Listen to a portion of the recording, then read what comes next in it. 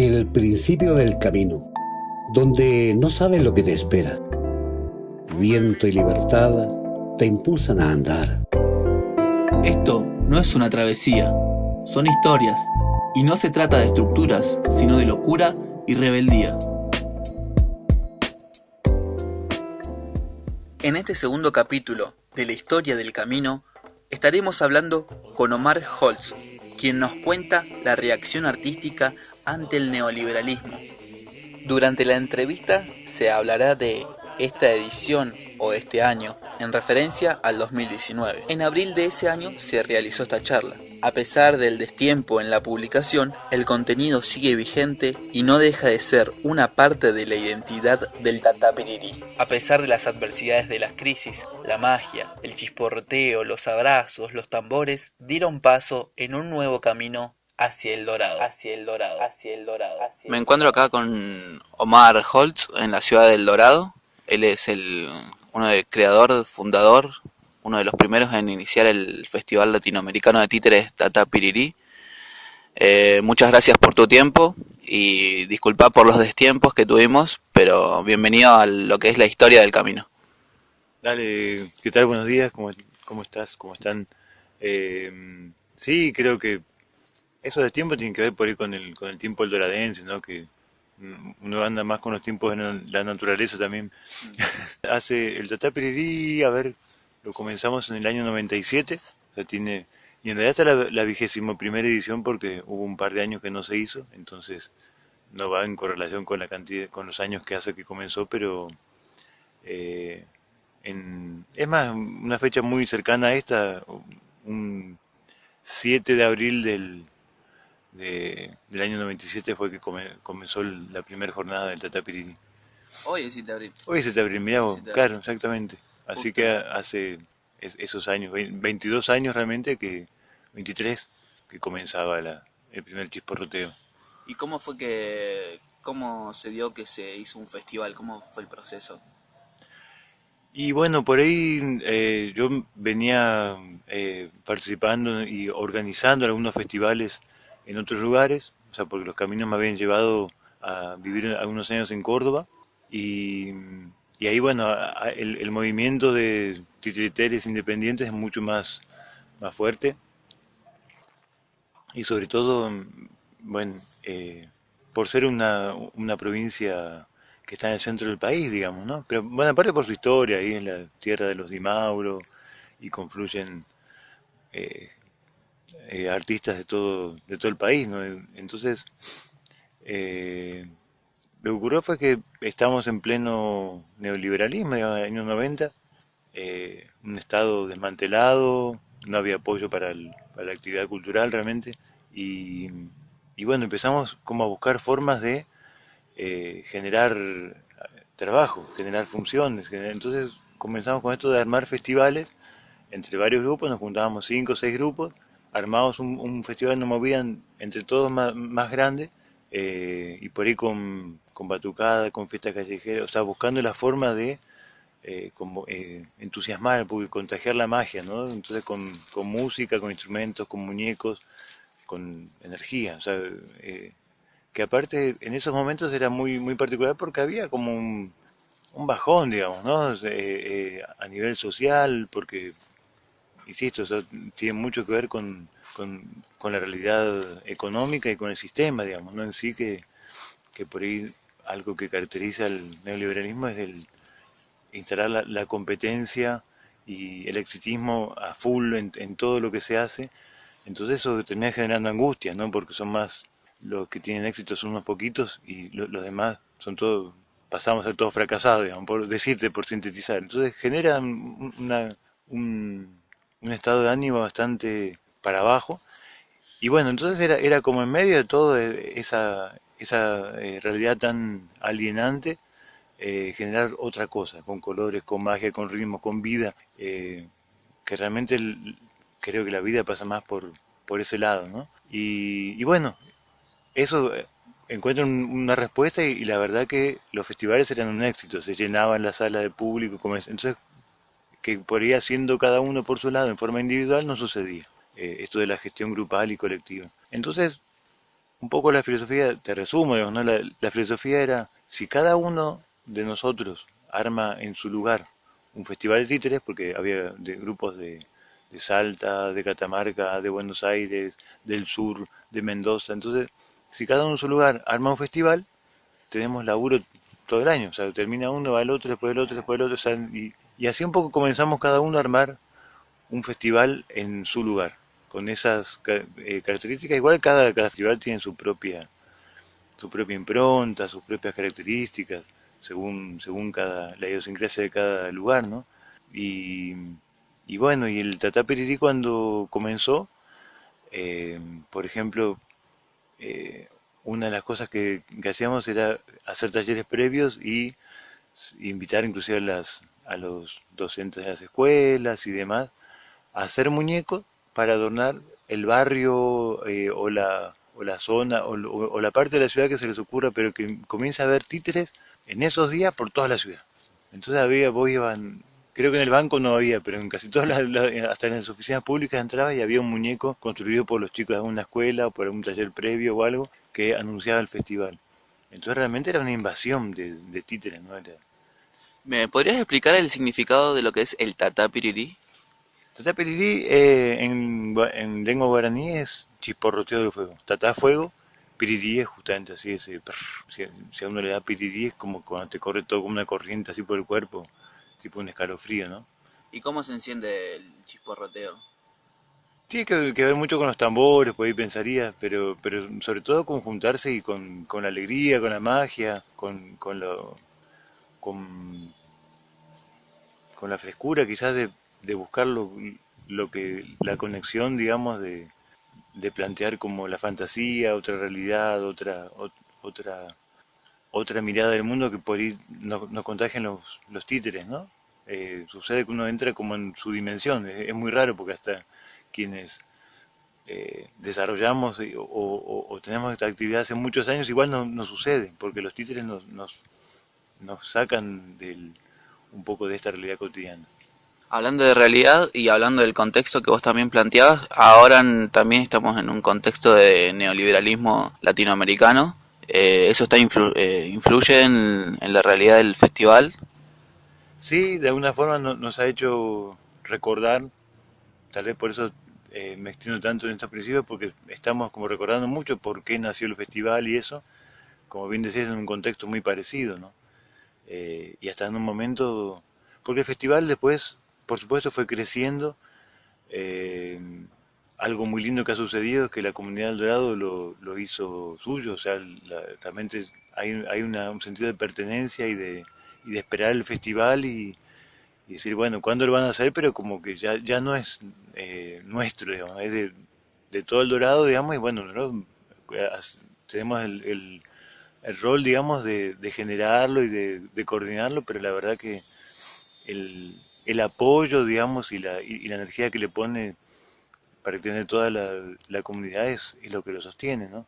Y, y por eso fueron consiguiendo, a través de los años y después de 20 años, diferentes apoyos de diferentes organismos que hicieron que, bueno, por ahí, y también la respuesta del público de concurrir a la sala, ya esperándolo, eh, hicieron que por ahí no haya que poner tanta energía en, en algunas cuestiones como esto, digamos, de la convocatoria callejera y demás, porque bueno, ya cuando anunciar el festival ya saben dónde es, y, o sea, fue cambiando en su formato y por ahí también al principio era muy altruista y voluntarista y había mucha gente que trabajaba en el festival brindando su tiempo ad honorem y demás, y de a poco fuimos considerando que el festival tenía que reconocer el trabajo de cada persona que trabajaba en el festival, pagarle, ¿no?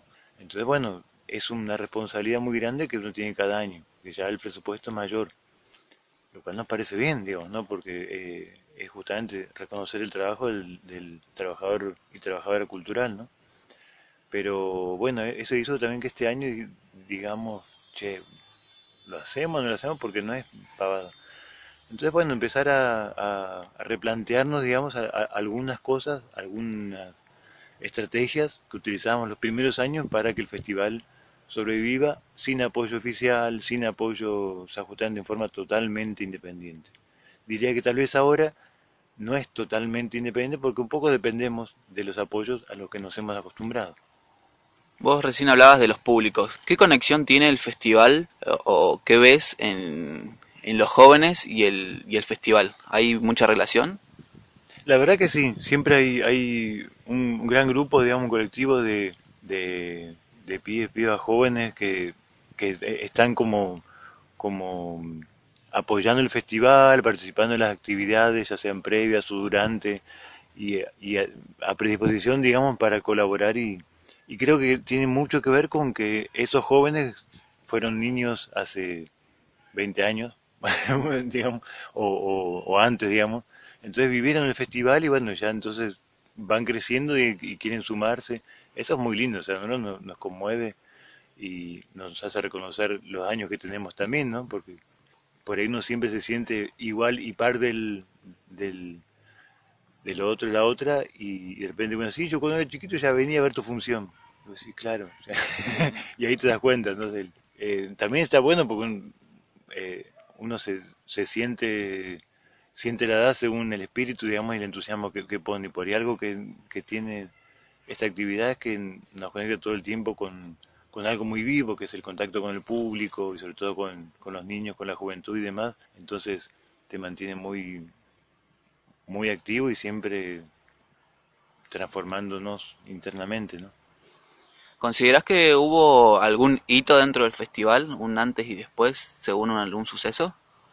Ha habido mucho, o sea, un antes y un después fue, por ejemplo, el momento en que dejamos de hacerlo, que coincidió con el tema de la crisis del 2001. Ese año justo no lo habíamos hecho porque había habido un cambio de fechas y 2002 realmente nos habíamos ido a trabajar por también una cuestión de necesidad económica a Córdoba y aparte invitados a trabajar en un proyecto un televisivo y demás.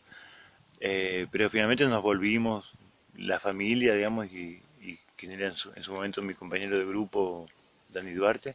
Volvimos nuevamente al Dorado y bueno, ahí inclusive ahí sentimos el pedido, el reclamo, digamos, de la comunidad del Dorado. Dice, ¿y el Tatá Piriri por qué no sale más?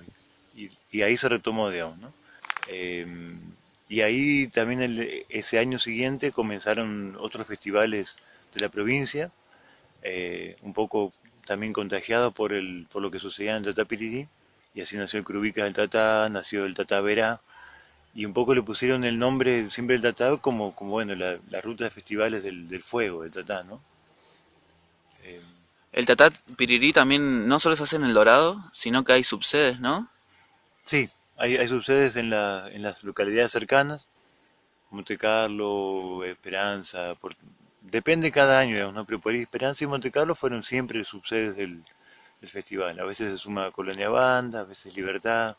En algún momento hasta se había sumado Aristóbulo del Valle, San Vicente. Quizás los 10 años del festival marcaron un antes y un después, porque ese año el festival se extendió como nunca. Teníamos subsede en San Vicente, en Aristóbulo del Valle, en el Alcázar.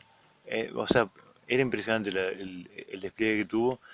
Y ese año justo nos agarró el famoso locao patronal del campo, estaban las rutas cortadas, nos agarró un frío como nunca había hecho, nos agarró lluvia y la verdad que nos costó cerrar, o sea, fue un festival que estuvo bastante crujiente, o sea, la celebración de los 10 años fue bastante complicada ese año y aparte eran muchísimos grupos, yo creo que ese año eran como 15 grupos más o menos que habían venido y había de España, de Francia, había un montón además de Latinoamérica, ¿no? Y, y creo que ahí nos replanteamos. O sea, después de ese año dijimos, ¿qué queremos del festival? ¿Que siga creciendo o queremos cuidar, digamos, su esencia y que crezca lo que sea natural, digamos? Pero si tienen que achicarse, chicas, si se agranda, se agranda, pero no forzar con esto mismo que nos lleva a pensar que como si fuese una empresa que este sistema te dice que siempre tiene que crecer. Pero se puede mantener y cuidar lo que es y De eh, identidad. la identidad, claro, cuidar lo pequeño, porque siempre, o sea, entonces ahí empezamos como a valorar eso, digamos, ¿no? Porque también lo que nos pasó ese año, ponele, es que al estar tan extendido a veces había había funciones que no salían bien, que había dificultades que no podíamos resolver porque estábamos abarcando más de lo que podíamos. Entonces, como que siempre la impronta del festival fue que cada función, cada momento, aunque sea chiquitita, aunque sea donde sea, tiene que ser muy cuidada y tiene que suceder la magia, tiene que suceder lo que realmente queremos, ¿no? Buscarlo con los títeres, que son espectáculos de pequeño formato en general, bastante intimistas, o sea, no son más, no sé, ponerle 200 personas más o menos, pero no son espectáculos masivos. Entonces, y a veces para mucho menos. Entonces cuidar eso, o sea, darle valor a eso, así sea con 5 personas, con 20, con 50, pero cuidar cada función. Y que sea de calidad todo lo que se ofrece.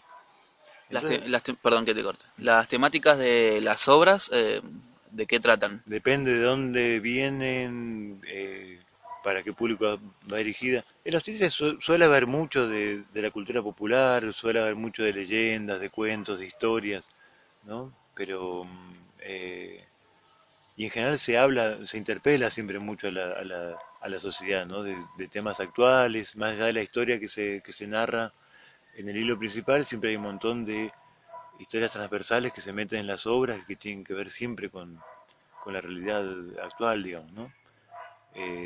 Pero la verdad que por ahí sí buscamos que haya mucha diversidad, ¿no? En tanto en las temáticas como en las técnicas, como en el origen de los grupos, que ya de por sí entonces traen la impronta de la cultura del lugar donde vienen, ¿no? Para este año, ¿qué tienen preparado? ¿Qué es lo que esperan? Y este año por ahí el leitmotiv, el lema por ahí que encontramos, hablando de lo que sucedía justamente por esta realidad que hablábamos al principio, era como imaginar, vamos, un árbol en un lugar, en una especie de páramo desierto, ¿no? Pero que como tiene unas raíces profundas, florece y da frutos, ¿no? Entonces, inclusive esa va a ser un poco la ambientación de la sala, va a ser un árbol así, que sus frutos van a ser títeres, ¿no?